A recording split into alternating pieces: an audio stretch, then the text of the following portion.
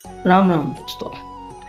मैं अभी बैठे बैठे ये सोच रहा था कि ये जो नज़र होती है क्या वाकई में असर करती है। आखिर ये नज़र होती क्या है। बहुत से आपने ऑटोज वगैरह पे, ट्रक वगैरह पे लिखा हुआ देखा होगा, बुरी नज़र वाले तेरा मुकाला वगैरह वगैरह। तो नज़र का बहुत बेसिक फंडा है कि कोई आपको गलत निगाह से देखता है, उसके साथ नेगेटिव एनर्जी कैरी होती है। तो वो नेगेटिव एनर्जी जो होती है वो क्या करती है, आपको हार्म पहुंचाती है। तो उसमें ये होता है कि इंसान बीमार रहता है, या फिर किसी काम में उसका मन नहीं लगता है, या एनजाइटी, डिप्रेशन, इस तरीके की जो भी दिक्कतें होती हैं सब नज़र में आती हैं। ठीक है। अच्छा, मैं सोच रहा था कि नज़र अगर वाकई में इतनी स्ट्रॉन्ग चीज़ है तो बहुत से लोग ऐसे भी हैं जिनको नज़र नहीं लगती। अब जब हम बात कर ही रहे हैं इस टॉपिक पे, तो क्यों ना हम इसको थोड़ा डिटेल में समझें। तो सबसे पहले तो हम बात करेंगे 4 युगों की। 4 युग होते हैं, हम सब जानते हैं। तो अब 4 युग में सबसे पहला युग था सतयुग। सतयुग का कॉन्सेप्ट क्या था? सतयुग का जो कॉन्सेप्ट था उसमें जो लोग होते थे बहुत ही ज़्यादा प्योर लोग होते थे। ठीक है। स्पिरिचुअली बहुत ही ज़्यादा स्ट्रॉन्ग। और जो असुर लोग रहते थे उनका लोग अलग होता था। ठीक है। तो असुर लोग जो थे उनको स्पिरिचुअली, मेंटली हार्म नहीं पहुंचा पाते थे। और जब असुर लोग फिजिकली हार्म पहुंचाने आते थे, जैसे कि ऋषि मुनियों का यज्ञ वगैरह भंग करने के लिए, तो भगवान उनकी रक्षा करते थे। ठीक है।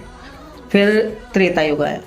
ठीक। तो त्रेता युग में क्या हुआ कि असुर और ह्यूमंस, इंसान, इनकी जो डिस्टेंस थी थोड़ी क्लोज हो गई। अब एक ही धरती पर असुर यानी कि रावण और देव, इंसान यानी कि राम जी रहने लगे। ठीक है। इसी तरह से फिर आया द्वापर युग। तो द्वापर युग में अर्जुन और दुर्योधन एक ही परिवार में, असुर भी और इंसान भी। ठीक। अब जो हमारा युग चल रहा है वो है कलयुग। तो कलयुग में असुर ना तो कोई यज्ञ भंग करता है, क्योंकि इंसान इतना स्पिरिचुअल है ही नहीं, इतना ज़्यादा प्योर नहीं है कि वो 24 घंटे यज्ञ कर रहा हो। ऐसे बहुत कम लोग हैं। ठीक। और जो हैं वो बहुत ही स्ट्रांग है। तो कलयुग में जो कली है, कली नाम का राक्षस आपने सुना होगा, उसका क्या काम है, वो इंसान के अंदर ही, मतलब कलयुग का कॉन्सेप्ट ही यही है कि अब जो राक्षस है, असुर है, वो हमारे अंदर ही है। और ईश्वर की शक्ति जो है वो भी हमारे अंदर ही है। तो अगर हम भक्ति मार्ग अपनाते हैं तो जो ऊपर वाले की कृपा होती है, ईश्वर की कृपा होती है, वो हमारे ऊपर स्ट्रांग होती है। और जब ऊपर वाले की कृपा स्ट्रांग होती है तो किसी भी तरीके की कोई भी नज़र हमें नहीं लगती है।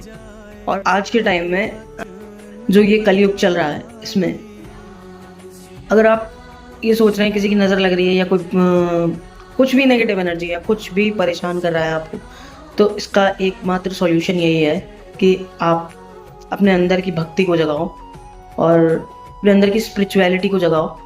क्योंकि कलयुग में ना तो कोई राक्षस आने वाला है, ना कोई असुर आने वाला है। कलयुग में जो आपका नुकसान होगा वो सीधे मेंटली होगा। और उस मेंटल जो नुकसान हैगा, जो मानसिक नुकसान हैगा, उससे बचने के लिए जो सॉल्यूशन है, वो सॉल्यूशन यही है कि पूरी तरह से ईश्वर को सरेंडर कर देना। क्योंकि आपके अंदर ही असुर भी है और आपके अंदर ही ईश्वर भी है, ईश्वर की शक्ति भी है। अगर आप ईश्वर से दूर रहते हैं तो जाहिर सी बात है, या तो असुर आपके ज़रिए गलत काम करवाएगा, या वो आपका ही नुकसान पहुंचाएगा। अगर हम सीधे शब्दों में कहें तो हाँ, नज़र एग्जिस्ट करती है, वाकई में नज़र इज़ रियल, बट जो कृपा होती है वो ओरिजिनल होती है। जय श्री राम।